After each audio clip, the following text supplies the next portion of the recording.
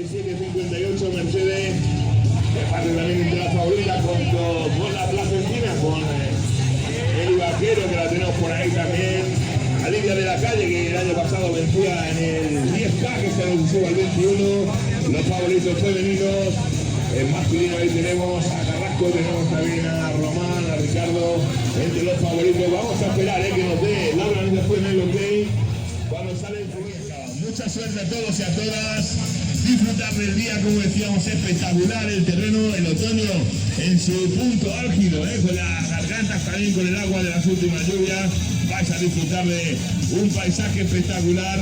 Vais a disfrutar de esa nueva edición, la 27 edición de la media maratón de Jarandilla de la Vera. Bueno, pues los fronteras de la Vera, ese aplauso, emoción, fuerte. Y ahora sí, chicos, chicas, ¿estamos listos?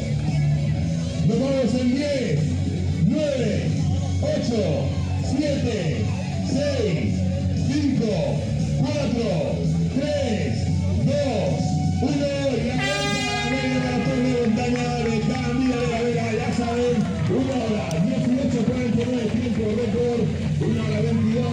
El tiempo del año pasado, también técnico de la Luz Cristóbal. Los 64 kilómetros que se van a disputar esos 21 kilómetros de la media maratón de la salida, ¿vale? Hago la cuenta regresiva de 10 y ahí sí arranca esa modalidad 10K de la media maratón de Jarandilla de la Vera, de la media maratón del año 2025.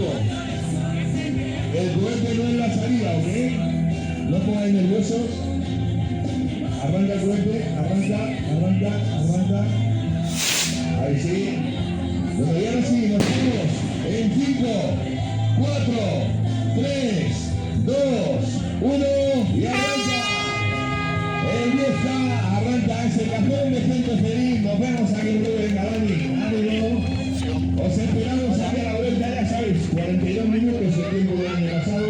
Os da tiempo a tomar el café rápido, no lo tenéis muy caliente, que están aquí prontito, Y nos vemos en la llegada de esos 10K.